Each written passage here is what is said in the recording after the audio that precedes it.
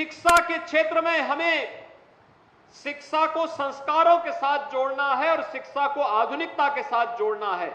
यह सोच भी महर्षि दयानंद सरस्वती जी की थी। याद करिए डीएवी की संस्थाओं को, जो बाद में आर्य समाज ने आगे बढ़ाया था। कितना डीएवी की संस्थाएं एक समय देश की सबसे प्रतिष्ठित शिक्षण संस्थानों में माना जाता था और उसका कार्य का शुभारंभ ही होता था, जिसको आज हम मॉर्निंग असेंबली कहते हैं।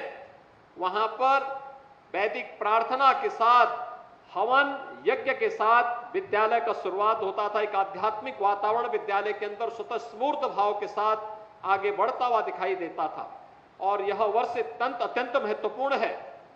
ऐसे युग दृष्टा ऋषि महर्षि दयानंद सरस्वती जी के 200वीं जयंती के कार्यक्रम के साथ पूरा भारत जुड़ रहा है, आर्य समाज के इस प्रणेता को नमन कर रहा है। तो दूसरी ओर आर्य समाज की स्थापना का भी अगले वर्ष से 150वां वर्ष प्रारंभ होने जा रहा है। 150 वर्षों की इस यात्रा में हमने क्या पाया, को क्या खोया। अगर आप देखेंगे देश की आजादी की लड़ाई को, तो भाइयों बहनों कोई संदेह नहीं होना चाहिए, अंग्रेज बेखबर थे। उनको यह लगता था भारतीय कभी एकजुट नहीं हो सकता है, उनके खिलाफ कोई अभियान नहीं चला सकते। लेकिन स्वदेशी का आंदोलन पहली बार किसी ने चलाया था, आर्य समाज ने चलाया था। स्वदेशी के माध्यम से उन्होंने जो अंगड़ाई ली, अछूतोद्धार के माध्यम से जो अभियान आगे बढ़ाया था, घर वापसी के जिस कार्यक्रम को आर्य समाज ने आगे बढ़ाया था, यह कार्यक्रम केवल वहीं तक सीमित नहीं था।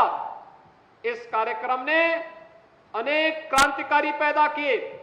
याद करिए काकोरी कांड के महानायक पंडित राम प्रसाद बिस्मिल, ये आर्य समाज की देन थी। आर्य समाज के एक प्रचारक के रूप में शाहजहांपुर में कार्य करते थे और फिर देश की आजादी की लड़ाई को जब अंगड़ाई लेनी थी, तो उन्होंने न केवल स्वयं बल्कि अपने साथ अस्फाउल्लाह खां को भी जोड़ा और ठाकुर रोशन सिंह को भी जोड़ करके इस लड़ाई को आगे बढ़ाने का कार्य किया था। उस समय का हर क्रांतिकारी आर्य समाज के साथ जुड़ करके गौरवान्वित महसूस करता था।